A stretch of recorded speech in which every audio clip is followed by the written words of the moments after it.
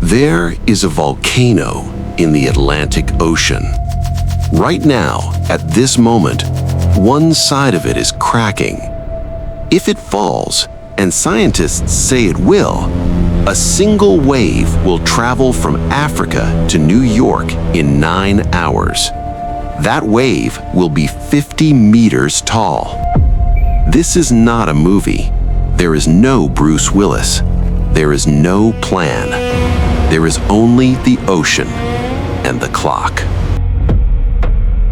La Palma, one of the Canary Islands, 450 kilometers off the coast of Morocco.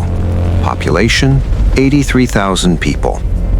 Under its surface, a magma chamber that has been active for over 1 million years, and running down its western flank, a crack. Not a metaphor, an actual crack, 20 kilometers long, detected by satellite interferometry in the 1990s, confirmed by GPS sensors, measured annually. It is widening. In September 2021, the Cumbre Vieja volcano erupted. For 85 days, lava poured into the Atlantic. The eruption destroyed 3,300 buildings. It displaced 7,000 people. It added 46 hectares of new land to the island's coastline. Scientists measured the flank movement during that eruption. The western flank, 500 billion kilograms of rock, shifted measurably toward the ocean. Not collapsed, not yet, shifted. This is the difference between a story and a catastrophe. The story is that nothing happened. The catastrophe is learning what shifted actually means. Here is what happens, second by second. A major eruption begins, larger than 2021. The magma chamber below Cumbre Vieja pressurizes. The rock around it, already fractured, already displaced, begins to fail. Not slowly, not gracefully.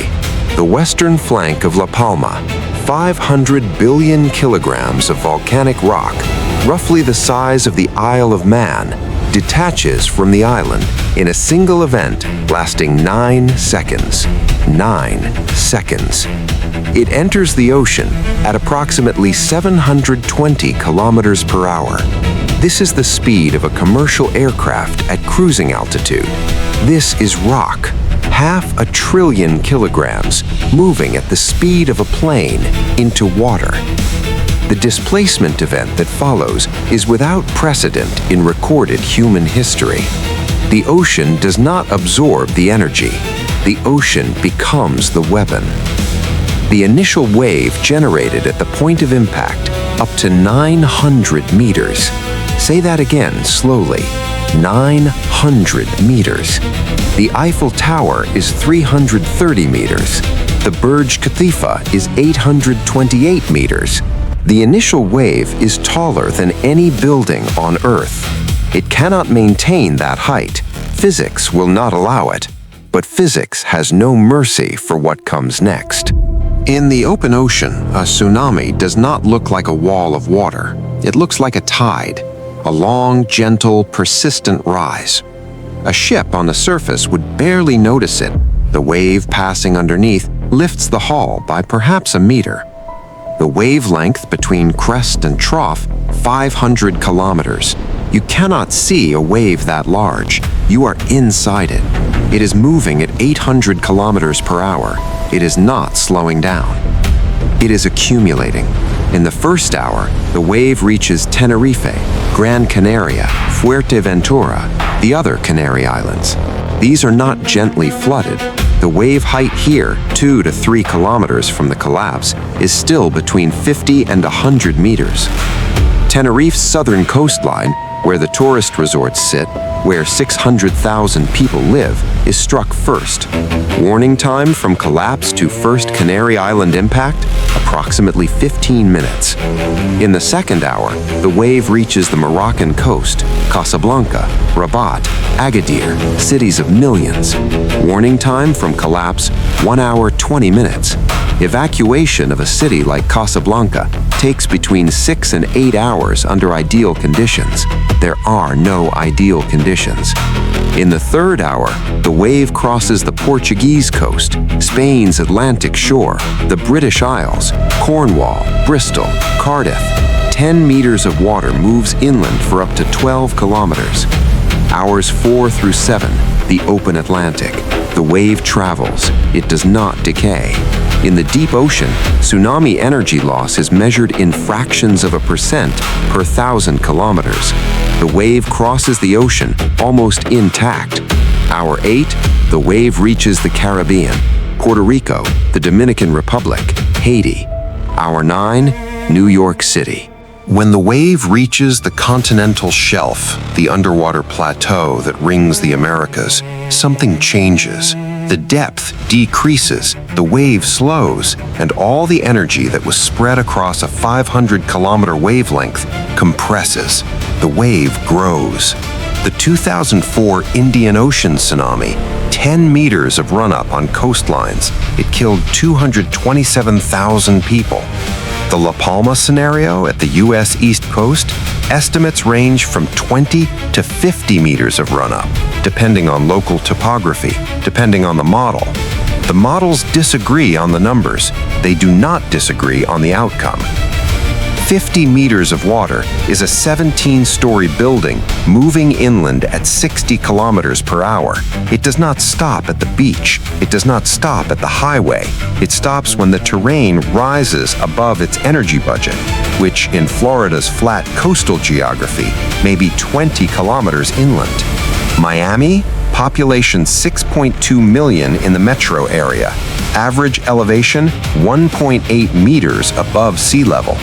New York, population 8.3 million in the city alone.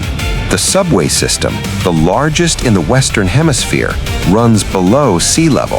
Every tunnel mouth faces the harbor. 9 hours of warning.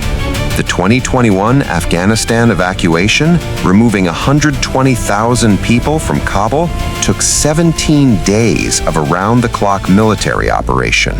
9 hours. 50 million people on the U.S. East Coast in the tsunami inundation zone. The math is not difficult. The math is not the problem. The problem is that no one is doing the math. In 2001, 2 geologists published a paper, Stephen Ward, Simon Day. They calculated in detail the collapse scenario for La Palma's western flank. They modeled the wave. They published the Atlantic coastline inundation maps. The paper caused immediate controversy, not because the science was wrong, because it was inconvenient. Other scientists argued the wave would be smaller, that the flank would not collapse all at once, that the models were too extreme, that the public panic the paper might generate was disproportionate to the risk. Note what is not being argued, that it won't happen. The argument is about how large and how fast, not whether. Since 2001, at least 4 separate research teams have modeled the La Palma scenario independently. The estimates range, but none of them produce a result where the U.S. East Coast is unaffected. None of them. There is no emergency plan for this scenario in any U.S. coastal state. There is no public awareness campaign. There is no evacuation infrastructure that could move 50 million people in 9 hours. There is, however, a monitoring station on La Palma, staffed, funded, running 24 hours a day. The people who watch the crack know exactly what they are watching. They have not stopped watching since 2021. Every disaster in human history has had one thing in common. It was known about in advance. Pompeii, the 1906 San Francisco earthquake, the 2004 Indian Ocean tsunami. The sensors detected it. The warnings were sent. The infrastructure to receive those warnings didn't exist. La Palma is not a question of if, it is a question of when, and who is watching when it happens, and what they do in the next 9 hours. The crack is still there, right now. Next, the 3 volcanoes that could end the world in the next 100 years.